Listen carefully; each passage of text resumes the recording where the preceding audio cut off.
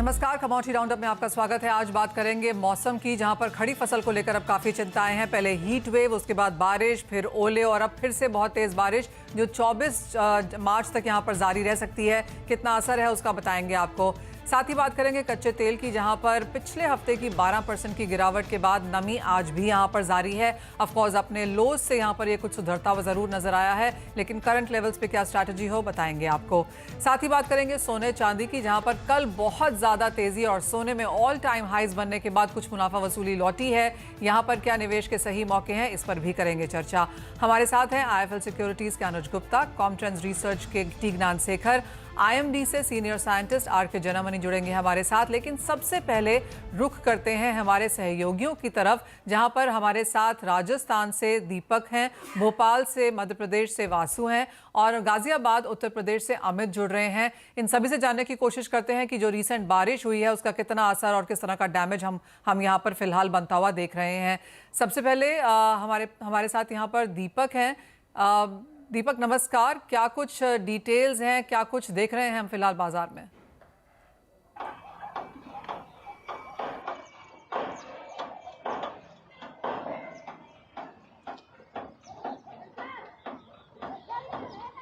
दीपक से संपर्क जोड़ेंगे। अमित, आपसे पहले जान लेते हैं कि गाजियाबाद उत्तर प्रदेश से फिलहाल आपके पास यहाँ पर लेटेस्ट क्या है मौसम और फसल को लेकर।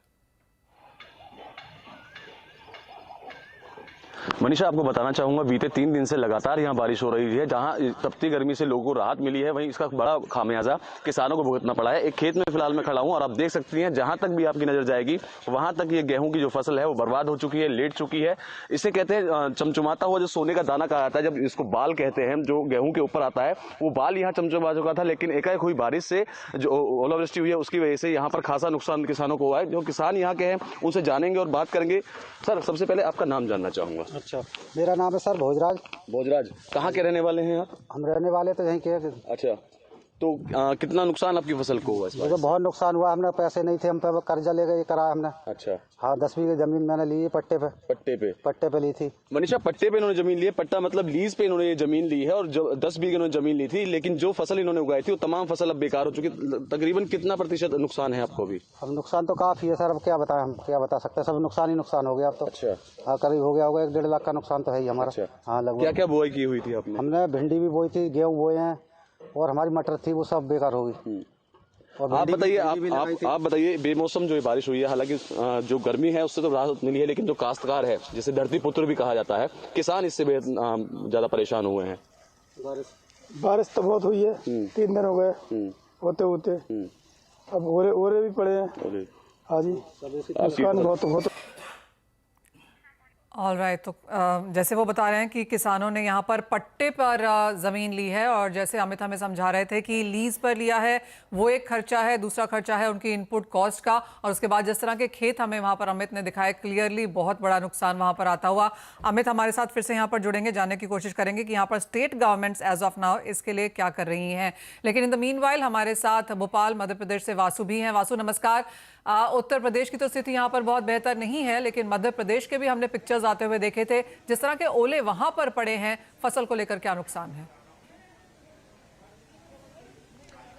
बिल्कुल, देखिए, उत्तर प्रदेश में जिस तरीके के हालात हैं, मध्य प्रदेश में भी ओलावृष्टि से, बेमौसम बारिश से और जो आंधी तूफान चला है उससे बड़े पैमाने पर हजारों हेक्टेयर में जो फसलें लगी हुई थी उनको नुकसान पहुंचा है। और ये नुकसान इतना बड़ा है, इस बात से अंदाजा लगाया जा सकता है कि मुख्यमंत्री शिवराज सिंह चौहान ने PM नरेंद्र मोदी से भी बात की है और मध्य प्रदेश में जो ओलावृष्टि से, बेमौसम बारिश से नुकसान हुआ है उसकी जानकारी PM को भी दी है। दरअसल पिछले अगर 1 महीने की बात करें तो 2 बार जो ओलावृष्टि और आंधी तूफान मध्य प्रदेश में चला है, जिससे मध्य प्रदेश के बड़े पैमाने पर गेहूं की फसल को सबसे ज्यादा नुकसान हुआ है, चने की फसल को और सरसों की फसल को बेहद नुकसान हुआ है। और यही वजह है कि आज खुद मध्य प्रदेश के मुख्यमंत्री शिवराज सिंह चौहान 2 जिलों का दौरा कर रहे हैं जो सबसे ज्यादा प्रभावित है, जिसमें मध्य प्रदेश का विदिशा जिला और सागर जिला शामिल है। बीना भी वो वहां पहुंचेंगे और वहां पे सीधे किसानों के बीच खेतों में जा रहे हैं। खेतों में जाकर खुद CM निरीक्षण कर रहे हैं कि फसलों को कितना नुकसान हुआ है और इसके बाद वहां पे उनके साथ सारे जो प्रशासनिक अधिकारी हैं वो भी मौजूद हैं। उनको दिशा निर्देश दिए जाएंगे कि जल्द से जल्द मुआवजा दिया जाए,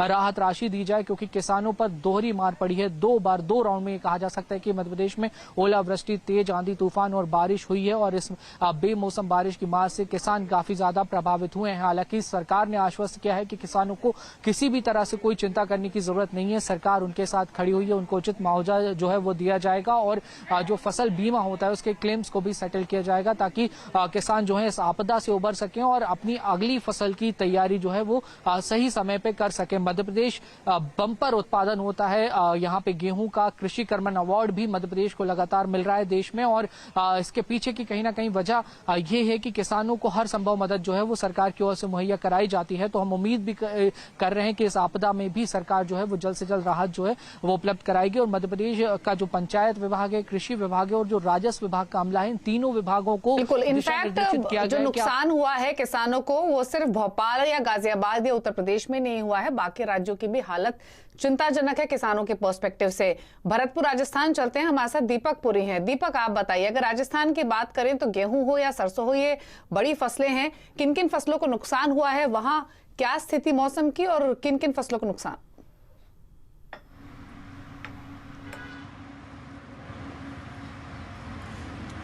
देखिए, मौसम की स्थिति की बात की जाए तो अभी भी कई क्षेत्रों में लगातार बारिश का जो दौर है वो लगातार जारी है और सबसे ज़्यादा जो नुकसान है वो गेहूं की फसल को हुआ है। करीब 80 से 85% जो गेहूं की फसल है वो पूरी तरह से ख़राब हो चुकी है और ज़्यादातर सरसों की फसल थी जो कई इलाकों में कट चुकी थी, लेकिन कई इलाकों में खेतों में पड़ी हुई थी, वो फसल सरसों की पूरी तरह ख़राब हो चुकी है। और ऐसे में अब राज्य सरकार ने जो जिला कलेक्टर है, संभागीय आयुक्त हैं, उनको गिरदावरी के विशेष निर्देश दिए और किसानों को भी आश्वासन दिया है कि आपदा प्रबंधन के तहत उनको जो नियम अनुसार मुआवजा है वो दिया जाएगा। अब आप देखिए, ग्राउंड जीरो पर मैं मौजूद हूँ, ये खेत के हालात देखिए, ये गेहूं की फसल है पूरी तरह से लोटपोट हो चुकी है। मैं अपने कैमरामैन वीडियो जर्नलिस्ट से कहूँगा कि फसल दिखाइए, देखिए किस तरह से फसल जो है वो पूरी तरह से बर्बाद हो चुकी है, खराब हो चुकी है। अब ये जो है किसान इसको किस तरह से काटेगा, इसको किस तरह से निकालेगा, ये किसान के सामने बड़ी चुनौती जो है वो बन चुकी है। किसान पहले से ही अपनी फसल को लेकर के परेशान था, लेकिन ऊपर से जो है प्राकृतिक कहर जो है किसान के ऊपर बरपा और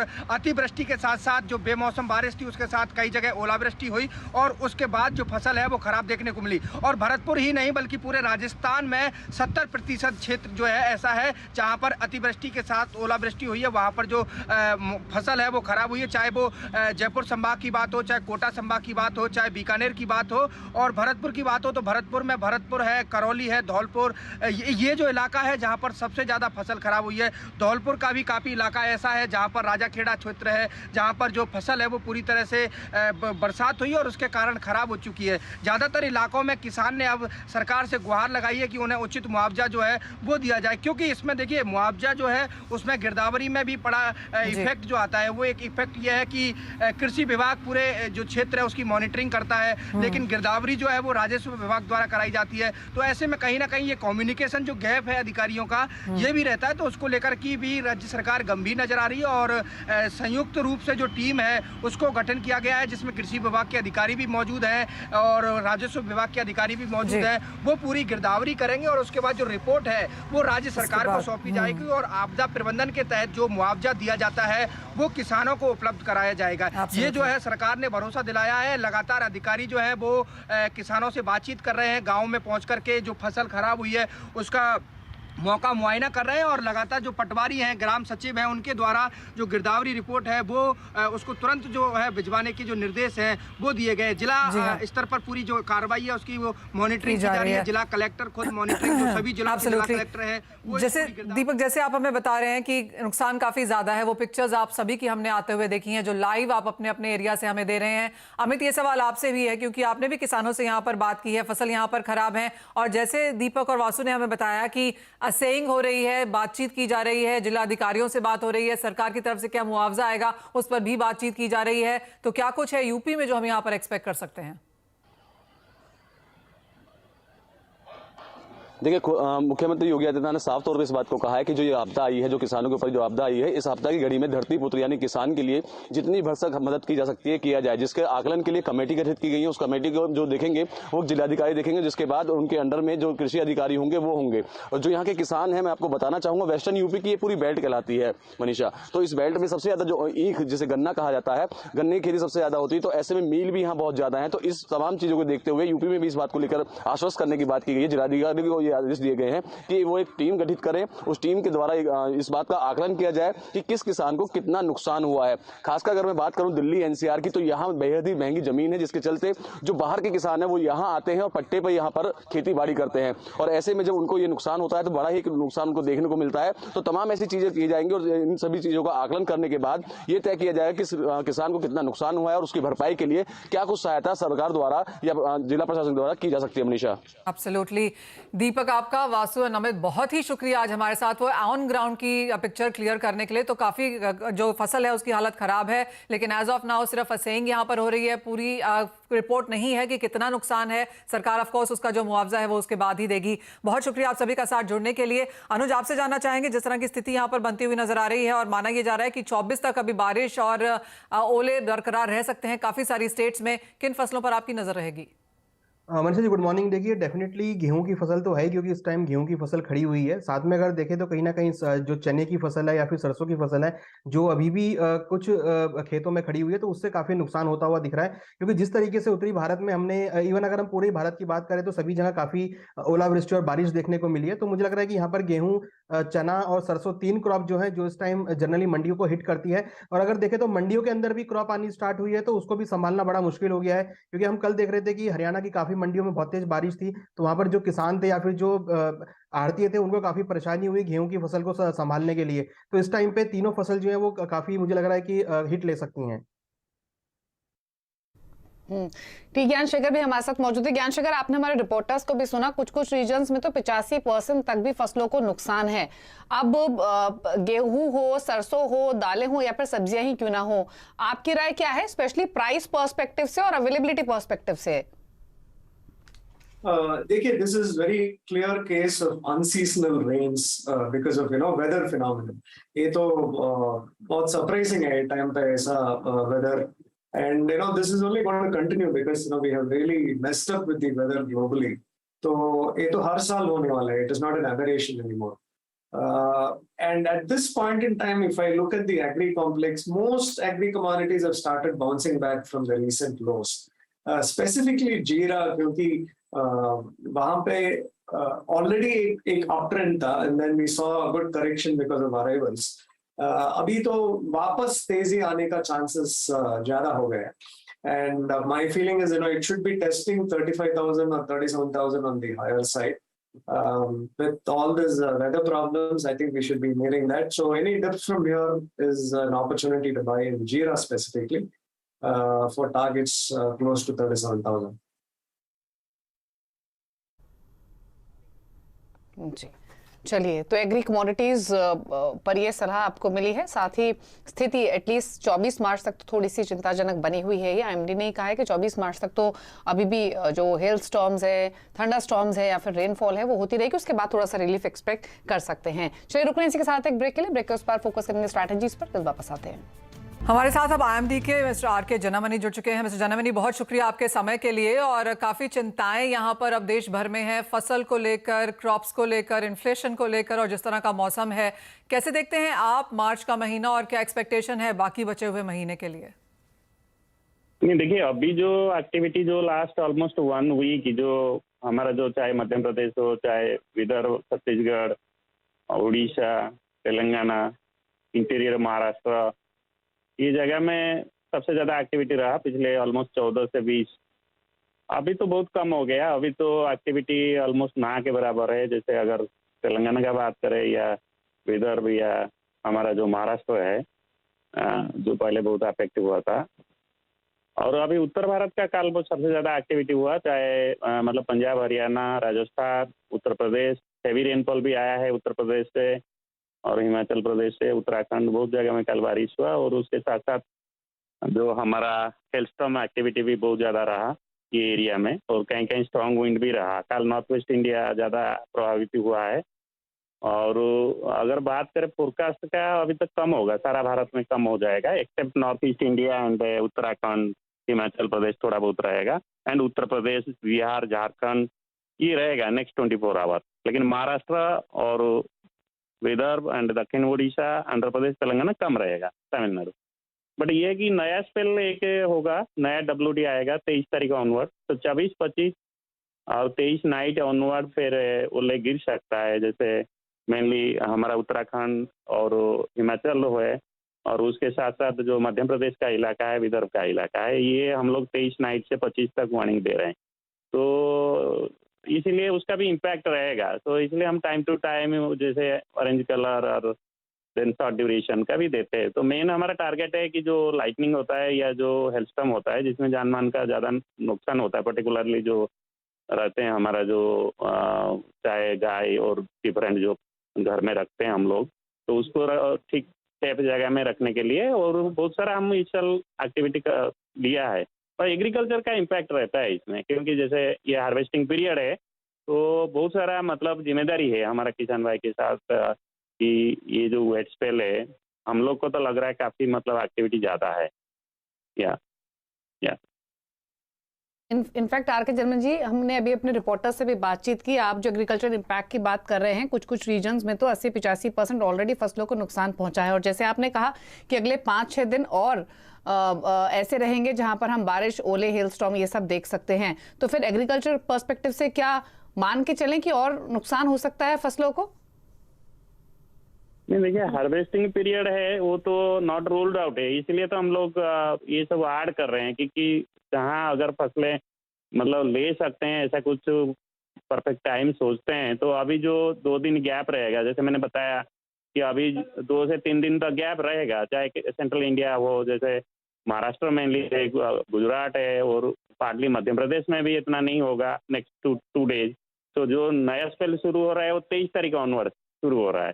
तो इसलिए ये जो तेलंगाना, विदर्भ ये एरिया में अभी टाइम है, 3 दिन कुछ कर सकते हैं किसान भाई, उनकी जो फसलें हार्वेस्टिंग पीरियड में है उसको सेफली कर सकते हैं। अदरवाइज फिर 23 ऑनवर्ड जो स्पेल शुरू हो रहा है वो तो फिर और इम्पैक्ट करेगा। तो इसलिए बार बार हम लोग यही बोल रहे हैं और वार्निंग दे रहे हैं। अभी 3 दिन तो थोड़ा कम होगा, 21, 22 और 23 इवनिंग ऑनवर्ड शुरू होगा, तो ये 3 दिन का विंडो यूज कर सकते हैं। ऑलराइट, वो बहुत बड़ी एक अच्छी यहाँ पर आपने बात बताई है मिस्टर जनमनी कि अगले 3 दिन का विंडो यहाँ पर किसान भाई जरूर यूज करें, क्योंकि 23 रात से फिर यहाँ पर एक नया फ्रेश स्पेल की यहाँ पर बात IMD की तरफ से आ रही है। बहुत शुक्रिया मिस्टर जनमनी वो खबर यहाँ पर देने के लिए, और आशा है कि हमारे व्यूअर्स उसको यहाँ पर वॉच भी करेंगे। लेकिन इसी के साथ अब यहाँ पर बात कर लेते हैं टॉप ट्रेडिंग स्ट्रैटेजीज की। और अनुज, आप कैसे देखते हैं बाजार को, एग्री या नॉन एग्री, जिस तरह का हालात है, चाहे वो मौसम को लेकर है या अंतर्राष्ट्रीय बाजारों में US फेड की मीटिंग से पहले है, टॉप ट्रेडिंग स्ट्रैटेजी क्या निकल के आएगी? मनीषा जी, जैसा कि फेडरल बैंक की मीटिंग है तो डेफिनेटली नजर गोल्ड पे ही रहेगी। गोल्ड मुझे लगता है कि खरीदारी के ही दौर में जाना चाहिए। गोल्ड में करीबन 59,300 के आसपास खरीदारी करें, 58,800 का स्टॉप लॉस लगाएं। टारगेट हमें लगता है कि अगेन 59,800 से लेकर 60,000 तक देखने को मिल सकता है। वहीं अगर हम बात करें क्रूड की, तो लोअर लेवल से रिकवरी यहाँ देखने को मिली है, तो क्रूड के अंदर भी करीबन 5500 के आसपास खरीदारी करें, 5350 का स्टॉप लॉस लगाएं। टारगेट 5700 तक देखा जा सकता है। और अगर हम एग्री की बात करें तो स्पाइसेस के अंदर धनिया में हमने एक अच्छी रिकवरी आते हुए देखी। इवन स्पाइसेस सभी पैक में रिकवरी देखने को मिली है। तो यहाँ पर कोरिएंडर में मैं खरीदारी की सलाह देना चाहूंगा। करीबन 7,000 के आसपास कोरिएंडर में खरीदारी करें, 6,800 का स्टॉप लॉस लगाएं। टारगेट करीबन 7,400 तक देखने को मिल सकता है। ज्ञानशेखर, आपकी ट्रेडिंग स्ट्रेटजीज क्या हैं? देखिए, as far as precious metals are concerned, at this point in time, I believe gold, because already जा चुका है इतना high, and it's near all-time highs. Silver is the one which is lagging. Suppose we have either a cut or a pause in rates. I think the industrial metal complex will start going up, and that's going to support silver. And it's already lagging. So मेरे ख्याल से silver is a sitter right now. It's just very gradually inching, and since it's also it needs to catch up with gold. Silver में एक अच्छा chance है, and chance of going wrong becomes very less in silver. मेरे ख्याल से वापस 70,000 cross करने वाला है, 71, 72 तक भी जाने का chances है. So I would bet on silver on any dips to 68,400, 500. तो डिप्स पर सिल्वर में खरीदारी की सलाह 68,400 68,500 के आसपास मिले तो खरीद सकते हैं। 70,000 जल्द सिल्वर छुएगा और 72,000 तक भी एक्सपेक्ट कर रहे हैं ज्ञान शेखर सिल्वर के प्राइसेस को जाते हुए। चलिए शुक्रिया अनुज और ज्ञान शेखर आप दोनों का ही आने के लिए शो में और अपनी स्ट्रैटेजीज व्यूज देने के लिए। इसी के साथ एक ब्रेक का भी वक्त हो गया। ब्रेक के उस पर आप देख सकते हैं फ्यूचर एक्सप्रेस। मुझे और मनीषा जी को दीजिए इजाजत। नमस्कार।